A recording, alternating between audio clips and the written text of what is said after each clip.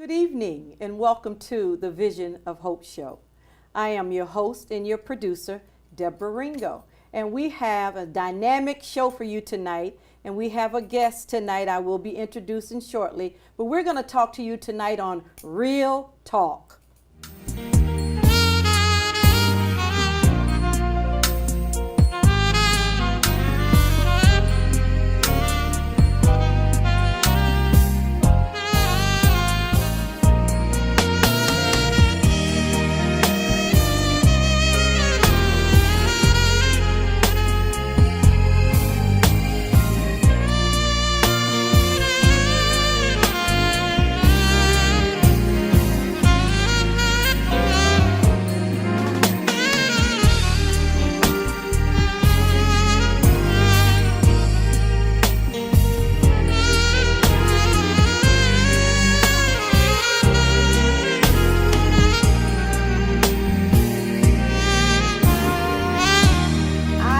This young woman has a lot to give.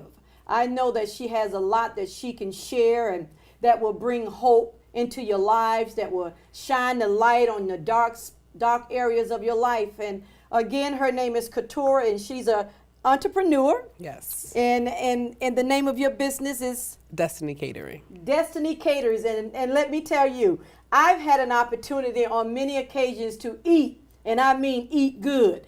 So if you're in need of any type of catering for any type of event, correct? Yes. Or do you specialize? Do you have specialties, or are you just versatile? Or we specialize in soul food, but we're versatile in Caribbean food, Spanish food, Italian food, so we can pretty much do anything. Sounds like across the board. Yes. Whatever people are asking for.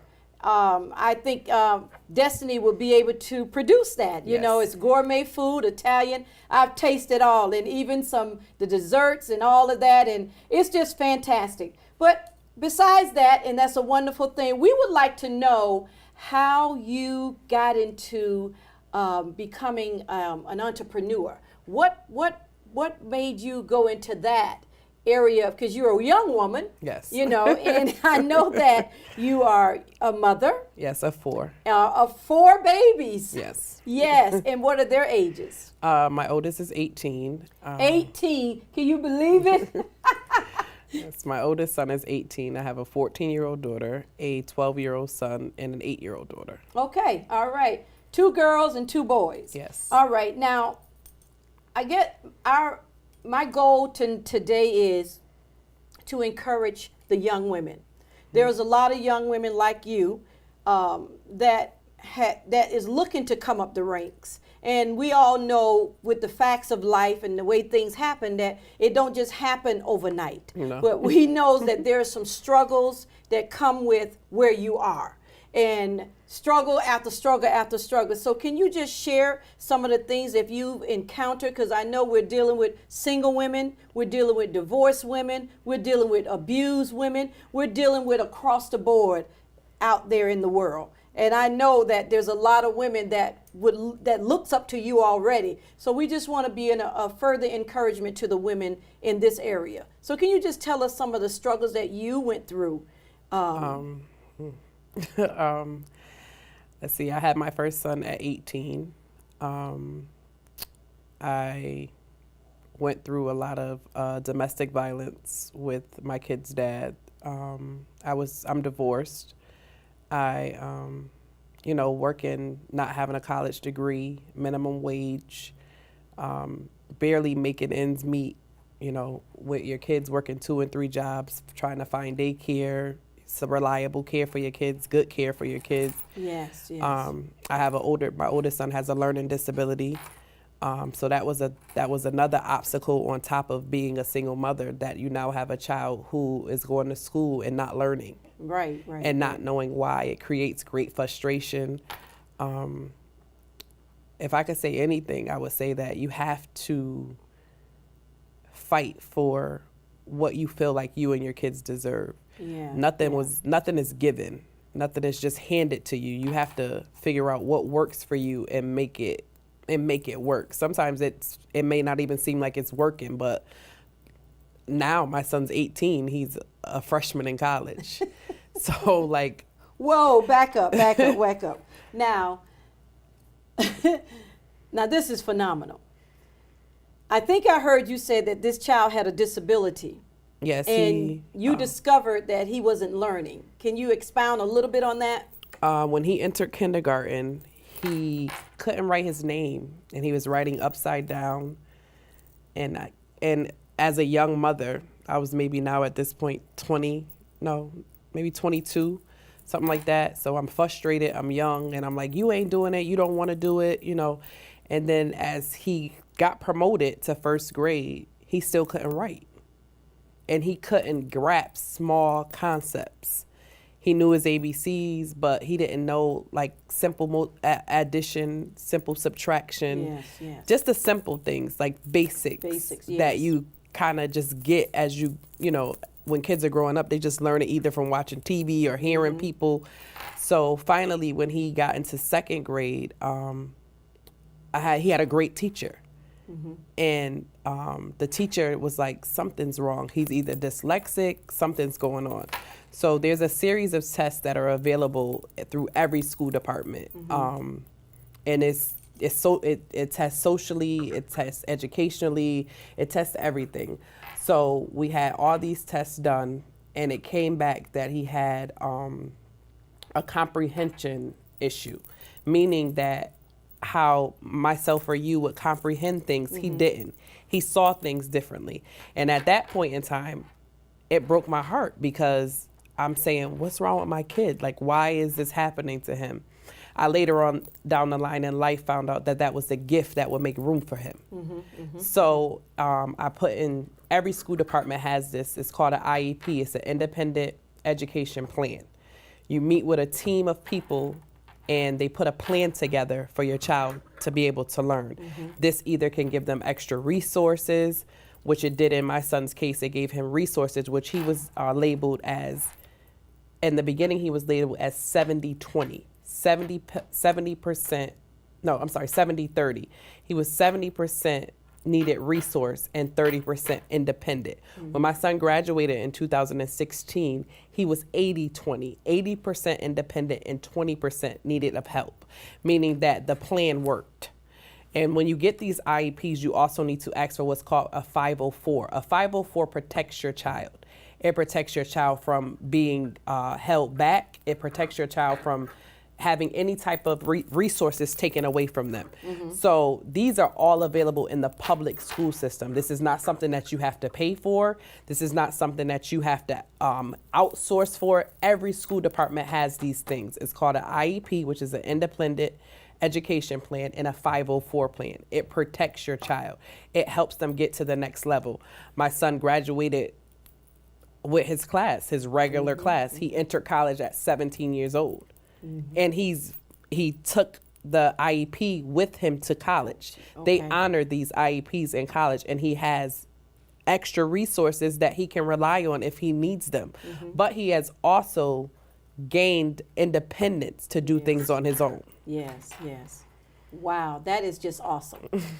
That is just awesome. Listen, I'm going to stop right here for a minute, and I'm going to give out my email to the show, to my personal email that's connected to Vision of Hope, because I know what you're saying, that there is a struggling mom out there, whether you're married, divorced, or single. It doesn't matter. Listen to what she said. She said she's a single mom now, but she's a divorced mom, right? Also, but her child, she learned that her child had a development in learning. There was a comprehension development. And she also indicated in every school system, they have in place, if your child needs it, an IEP and a 504 plan that protects your child. And it gives him the help that the extra help that they need to make it. So now her child is in college. He's in college, and he went on and he graduated in 2016 with his class. Didn't miss a beat. Did not stay back. Never stayed back, but obtained what he needed for his future, and now is moving on. If you need this help, This is the email address, debringo@comcast.net. You email me, and I'll make sure that you can get to Keturah. Yes. But let's start with debringo@comcast.net. It's the Vision of Hope show. And I hope that you will tune in, call on your phone, text somebody, Instagram, Snapchat them, whatever. Let them know what type of show is going on tonight, because there's a lot of young parents struggling. I love when you said that you were young, you became frustrated because you didn't know what was happening. Right. The first thing you did was you kind of went after him, saying he didn't want to do it.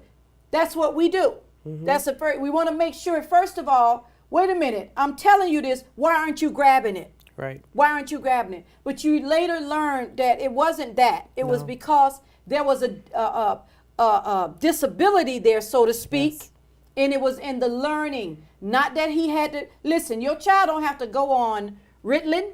No. Never went on any type of No medication. No. Okay, so the answer to that, you need to have your child assessed. They assessed your child, Yes. correct? Yes, Have they your do. child They look up. assessed. And if it's needed, it's in place for whoever you are out there tonight. I tell you, this is a right on time, because I know that we're in the days where it's very hard for even two people to make it. And then when you're talking about a single mom that's struggling, you had your child when you were 17. 18. 18. Yes. So that means that you were graduating from high school Yes. when you had your child. So listen, let me tell you something. This is not a new story for young women to have kids at that age. Some of them have them younger, but it's not about that. It's about what happens at the end of the story. Now with him, the end of the story is this right now, that he's in college. So something came out good. And I heard you say that his gift now is making room for him. Yes. That not only what really looked like it was a bad thing turned out to be a good thing. Yes. All right, so now, awesome.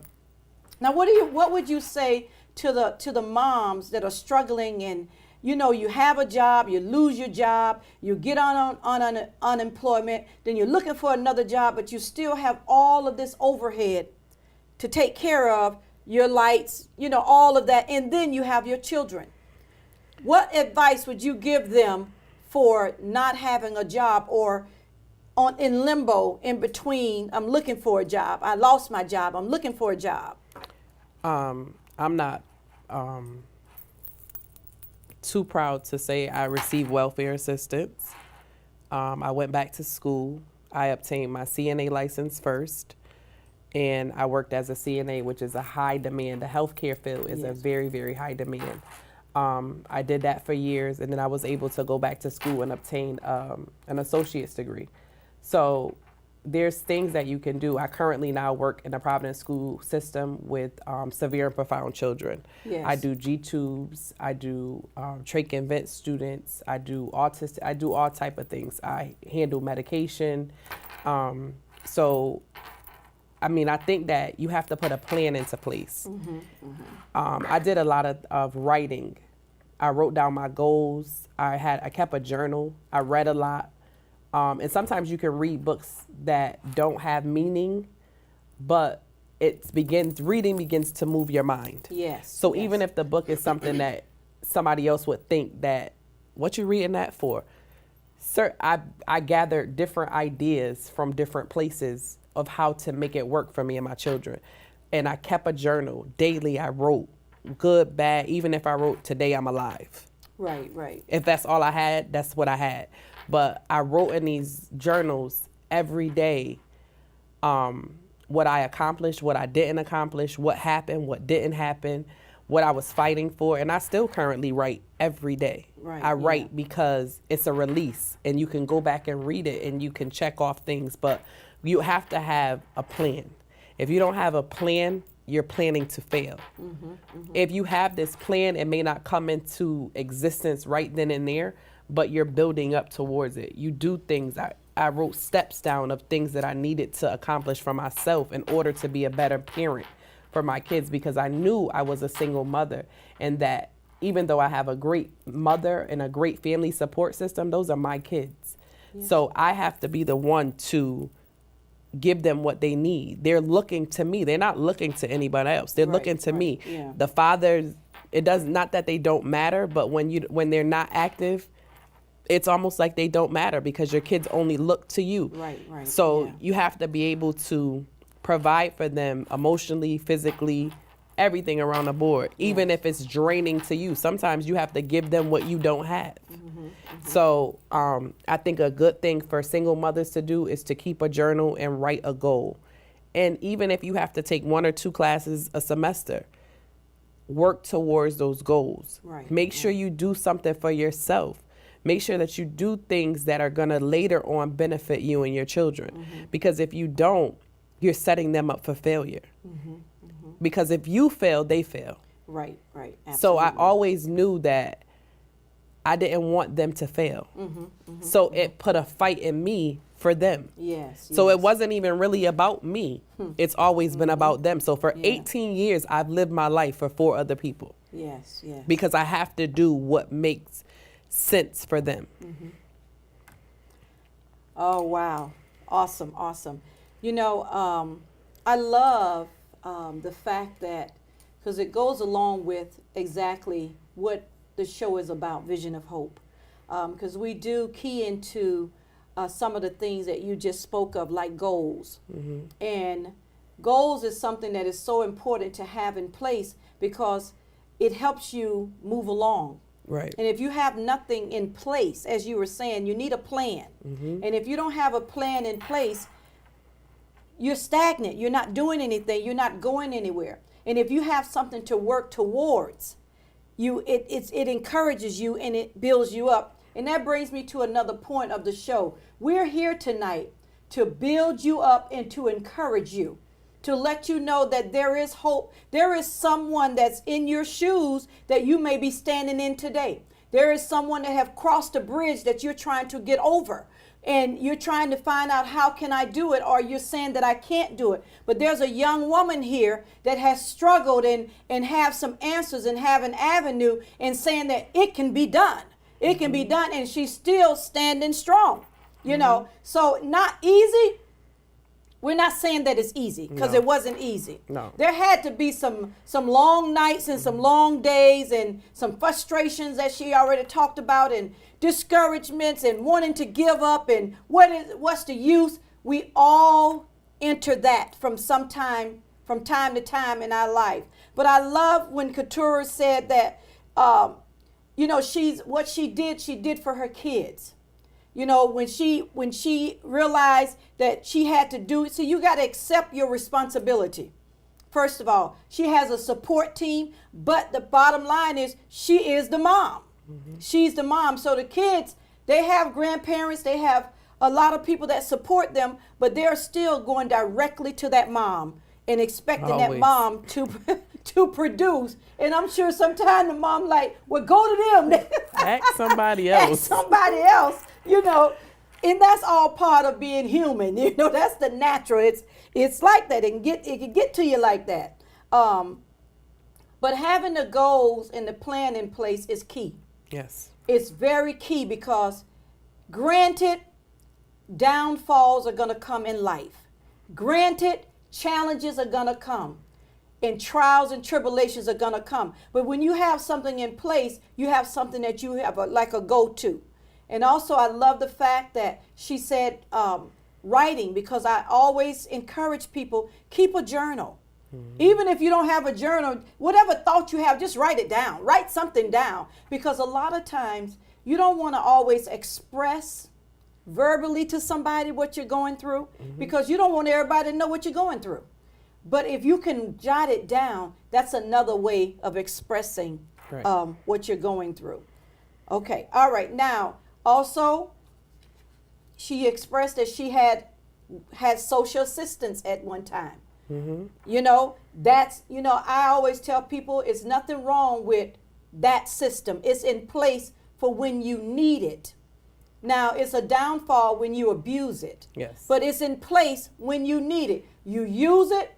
It helps you get to the next level. You get off it and you move forward. You know, that's what it's there for, is to help you in between. It's not there to take care of you. No. Because there's not enough to take care of you anyways. But it's, and I would like to say to her, we don't see it as an embarrassment or a shame thing. Right. It helped you to get to where you are. It was part of your growth, you know, to where you had to go. Now, I'm appreciative, and the show, I think, is just going lovely. Again, my audience, you're out there. I know we're in your homes. I know you're listening. Listen, send us an email and let us know what you think about the show tonight. Send us an email and let us know what you need from Keturah. It's at debringo@comcast.net. The Vision of Hope Show, debringo@comcast.net. And we're so excited to be on Win TV here in the Windsor, Connecticut area. It's a dynamic place. I tell you, it's just a place to be. We are the best. Win TV is the best. Yes. All right. Keturah. Yes. Now, what you said that your son, I'm just so excited about your son. You said that your son is now how do you see, or how do you feel about your son now that he's away from home? You know, and what's the feeling of mama with that? It's a very challenging thing because it has always been me and them. So we are very close knit. Myself and the children are very close. So for him to be away, it's like something that you're missing. Right. But he's adjusting well. He's enjoying college life. He thinks he's an adult. And he technically is, but it's an adjustment. You know, he'll be home Friday for Thanksgiving, so I'm excited about that. I'm excited that he'll be home for a week. But I'm also excited to bring him home and give him some things that he's missing, you know, and send him back out with more reassurance that he can do it. You know, he sent me a text today of like 4 pictures of us, and he's like, "I miss you, Mom," and I'm like, "Oh, like, I miss you too." And he's like, "I can't wait to come home." And so I think that he might just need some TLC. You know, and be able to smell his mother for a little while. But then also to be able to talk with him and and see how he feels about being away. And I know that he is in one college now, and he's, you know, thinking that he wants to go to another school next year. So just to kind of weigh our options and put a plan into place for him, also for to further his education, because once he graduates school, he's on his own. Which he'll never fully be on his own, but he'll be on his own. He'll be on his own, Well, he'll be on his own as much as you allow him to be.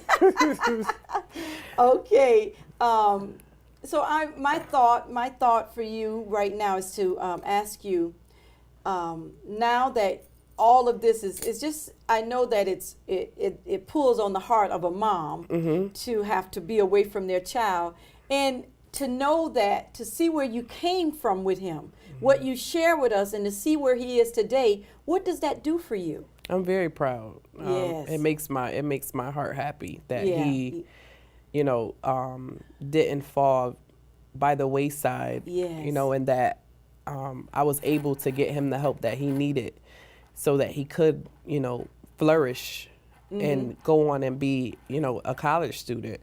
So I'm very, very grateful that the things were put in place for him, that he could produce and, you know, go on with his life and not be like living at home and working a, you know, a no-end job. Like, he has a chance to go out and get a degree. And have a career. So I'm happy that, you know, he's able to do that. And I think that's a big part of the reason why I'm okay with him being away, because I know he's working towards something. For himself. So now, does he understand his growth? Oh, yeah. Is he aware that the channels of that he had to go through and the challenges, you know what I mean? Does he understand that? He does. He's very smart, you know. He comprehends well, you know, talking to us or me explaining to him the steps that I had to take Right. His disability is secluded to pen to paper. It's Okay, secluded. only, Yeah, only. he doesn't have any social disabilities, nothing like that. It's comprehension, the comprehension of reading. Some people learn differently. Some people learn Yeah. visually. Some people learn through reading.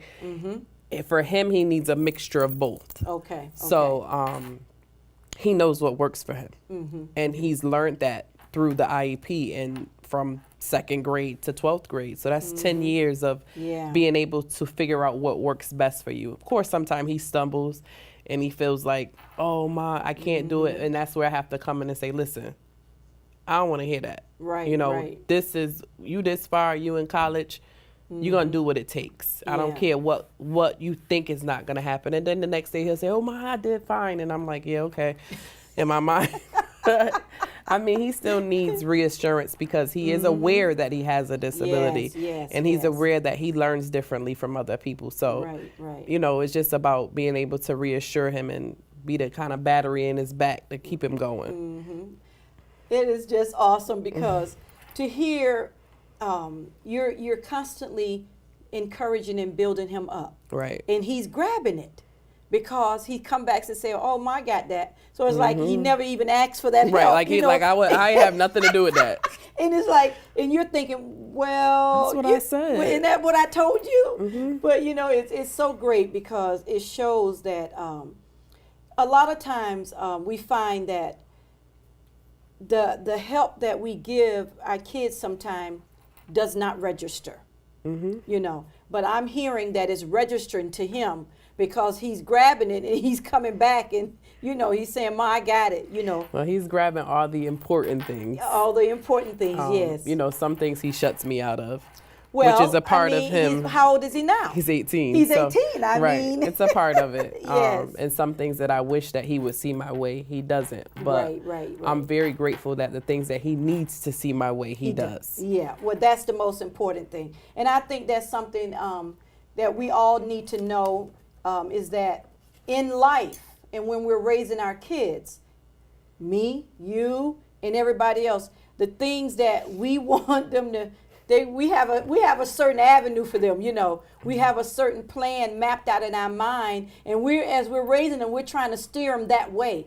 But when they get developed and they can think on their own, and they start going that way, it's like, you know, you're still trying to pull them, but they're determined, you know. To go their own way. So as long as they grab the most important tools in life and realizing that you're grown, you got to be responsible, you know what I mean? You got to have a job, or you got to have a degree, or both, or whatever, and you're pursuing that. As long as they're pursuing it and they're going down the right. Now, some things they would never tell us, but we already know. We already know because we know how life is. Right. You know, and it's not different from for anybody else.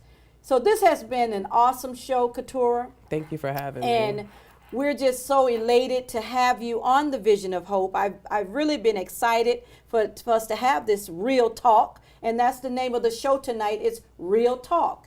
And we would love to have you come back. I have a couple other women that I will be bringing back with Keturah. And there's some other areas that we're going to touch in on because we want to help the young struggling women. We want to help the young and maybe give some insight to the men of why these women are, you know, why they might be acting a certain way, why your children maybe your child is struggling like hers. We have that information for you. It's a 504 and IEP plan. What's the meaning of that? It's the independent education plan. It's the independent education plan. So it's built. The IEP is blank when you get it, and you build it with a team of educators. Awesome. There you go. So if you're in need of this, or you're not sure that this is something your child might need, ask. Go and have them assessed. Fight for it. Don't keep beating your head up against the wall, or don't keep yelling at them because they're not getting it. There's a reason. And she found out the reason why her child wasn't getting it. I got to have you back. Thank you. And I want to come tell back. you thank you so much, Keturah, for being on the show. And we're just happy here at the Vision of Hope. This is the Vision of Hope show. We want you to know you can make it.